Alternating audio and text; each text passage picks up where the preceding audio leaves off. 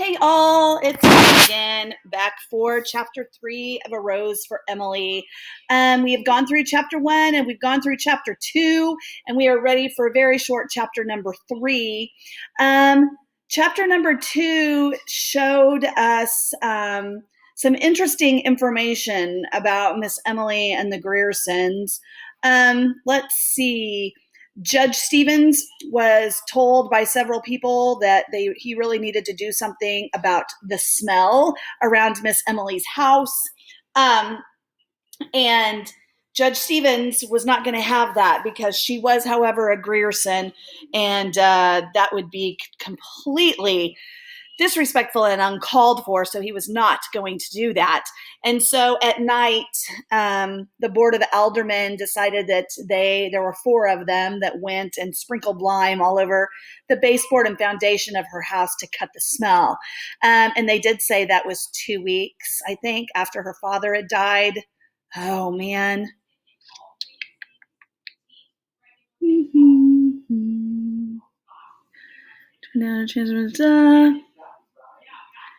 After a week or 2, the smell went away. People really started feeling sorry for her. We found out in chapter 2 that she has people in her family that are a little bit crazy. We learned about her relationship with her dad, that he was very protective and wouldn't ever let her date anyone. No one was ever good enough for a Grierson to date, and it was well into her 30s and she hadn't married yet. And so everybody kind of thought that was funny and quite ironic, and stating that surely she wouldn't have turned down all of those people if those chances really materialized. So we're learning an awful lot about Miss Emily. After her dad died, some of the ladies in the town went and offered condolences, called on her. And this is where we learned that this was 2 days after her dad died, right? And we learned that she kept his body in her house for those 2 days, kind of had a little mental attack, if you would, and told the people that, I'm really sorry, you must be mistaken, my dad is not dead. Obviously, his body was in her living room. So anyway, so she finally did break down and people came and got his body, and that's where we leave off here. And we're going to start off on this, the second paragraph before chapter 3 starts. So it says, the day after his death, that's her father, the day after his death, all of the ladies prepared to call at the house and offer condolence and aid, as is our custom in the South. Miss Emily met them at the door, dressed as usual and with no trace of grief even on her face, because she believed that her dad wasn't dead. She told them that her father was not dead. She did that for 3 days. I'm sorry, I said 2. 3 days, with the ministers calling on her, the doctors trying to persuade them to let them dispose of his body. And just as they were about to resort to the law and force, she broke down, and they buried her father quickly. We did not say that she was crazy then. We believed that she had to do that because she loved her dad so much. He was the only man ever in her life. And that is something important to really keep at the forefront of your mind. We believed that she had to do that. We remembered all of the young men that her father had driven away, and we knew that with nothing left, she would have to cling to that which had robbed her, as often people will do. So chapter 3, she was sick for a very long time, and when we saw her again, her hair was cut short, making her look like a girl with a vague resemblance to those angels in colored church windows, sort of tragic and serene. The town had just let the contracts for paving the sidewalks, and in the summer after her father's death, they began to work. Great turn of events here. The construction company came with riggers and mules and machinery, and a foreman named Homer Barron, a Yankee. Those Yankees from the north. A big, dark, ready man with a big voice and eyes lighter than his face. The little boys would follow in groups to hear him cuss the riggers and the riggers singing into, you guys know what a rigger is, right? People that were doing the hard work. And the riggers singing in time to the rise and fall of picks. Pretty soon, he knew everybody in town. Whenever you heard a lot of laughing anywhere about the square, Homer Barron would be in the center of the group. Presently, we began to see he and Miss Emily on Sunday afternoons driving in the yellow-wheeled buggy and the matched team of bay horses from the livery stable. Uh-oh. Now, this is going to present a problem if Homer Barron and Miss Emily start to like each other, because Miss Emily is a well-to-do fallen monument from the South dating a Yankee. I don't think so. And somebody that is a blue-collar person. At first, we were glad that Miss Emily would have an interest, because the ladies all said, of course, a Grierson would not think seriously of dating a Northern and a day laborer. But then there were still others, older people, who said that even grief could not cause a real lady to forget noblesse oblige without calling it noblesse oblige. And really what that means is a noble obligation. Noblesse oblige means noble obligation. I would write that down in your notes, okay? So pause me and get back and come back to me. All right, noble obligation, meaning that even though Miss Emily's family had all died and her dad was dead, surely someone of the Grierson name would not forget that they had a noble obligation to date people in the same status ring as them. So she wouldn't dare stoop beneath her. They just said, "Oh, poor Emily. Her kinfolk should come to her." She had some kin in Alabama, but years ago her father had a falling out with them over the estate of old lady Wyatt, the crazy lady, remember? And there was no communication between the two families. They'd not even been represented at the funeral. And as soon as the old people said, "Oh, poor Emily," the whispering began. "Do you suppose it's really so?" they said to one another. "Well, of course it is. Who else could?"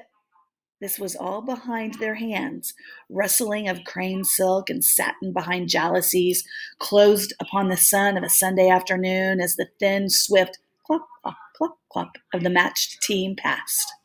Oh, poor Emily. So basically what is happening here is people are really pitying her, and the women are loving it because they have never been Emily Grierson. They will never be Emily Grierson. And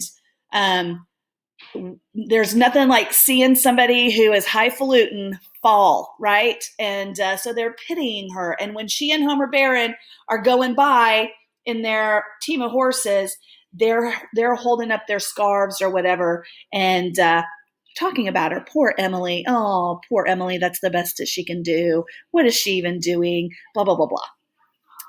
She, Emily, carried her head high enough, even when we believed that she was fallen.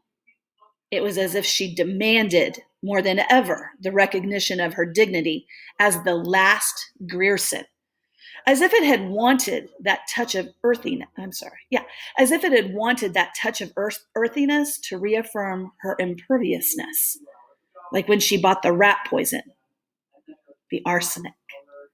That was over a year after they had begun to say, "Poor Emily," and while the two female cousins were visiting. All right, I'm sure that everybody just got lost. So let's roll it back here. Get out your notes. This is a humongous piece of foreshadowing, and it's a huge hint. If you have not figured out by now, Faulkner kind of writes this as a mystery. He wants us as the reader to figure out what's going on here. So this paragraph is talking about that even when Miss Emily was not who she thought that she was anymore, she still demanded that people treat her with the same kind of highfalutenness as she once always had, even though she doesn't have anything anymore. And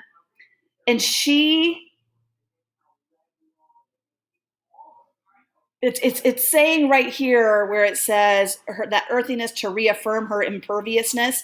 She needed to do something to reaffirm to her that and validate that she was still very, very special. Okay. And so obviously we find out here that she went into the drugstore and bought some arsenic or rat poison. Okay, so that is very important to remember.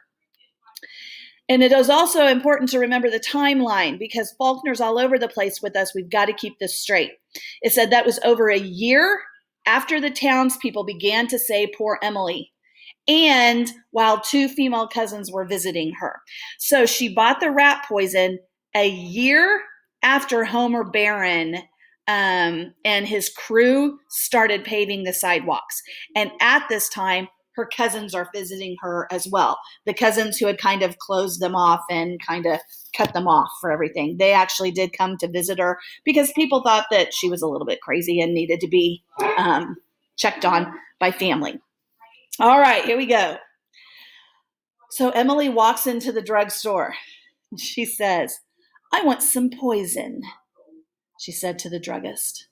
She was over 30 then, still a slight woman, though thinner than usual, with cold, haughty black eyes in the face, the flesh of which was strained across the temples and about the eye sockets, as you imagine a lighthouse keeper's face ought to look. "I want some poison," she said. "Well, yes, Miss Emily, what kind? For rats and such?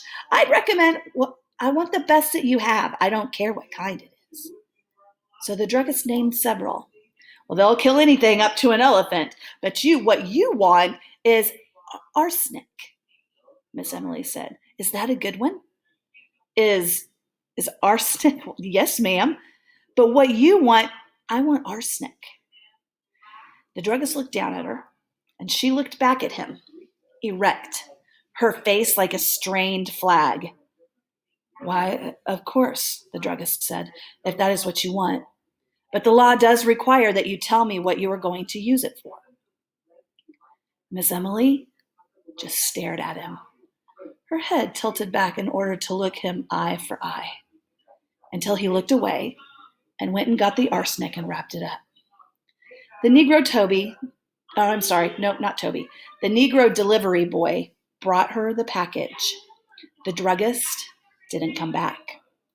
When she opened the package at home, there was written on the box under the skull and bones, "For rats." All right. So anybody was required to tell the druggist what they were going to be using the poison for. And Emily, again, feeling impoverished and daunting, and "How dare you ask me, a Grierson, what this is used for? You don't need to know my business, and I, as a Grierson, don't need to tell you." So they just kind of had a stare down with one another, and finally the druggist excused himself. He went back in the back, he wrapped it up, and he did not come back. He could get in a lot of trouble for this. And when Emily got home, she unwrapped it, and it said that the poison was for rats because arsenic is also known to be a rat poison. So, all right, that's chapter 3. We've got 4, 5, and then we're done. 4 and 5. We got 2 more chapters, and we will get to those Monday and Tuesday of next week.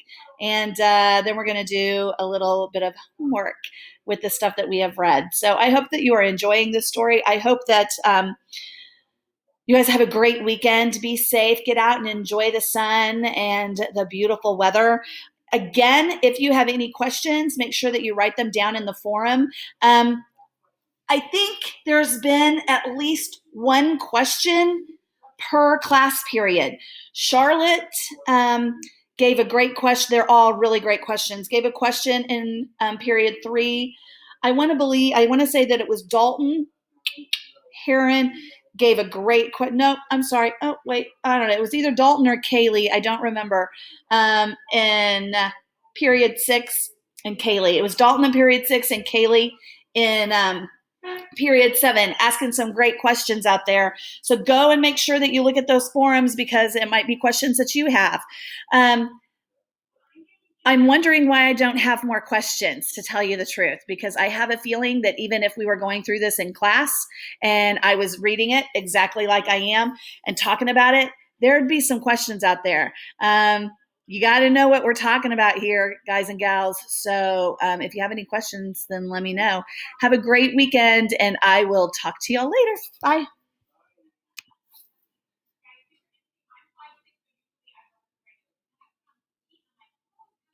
Have I still not paused? Okay, I thought I did. Okay, now I'm going. Goodbye. Oh no.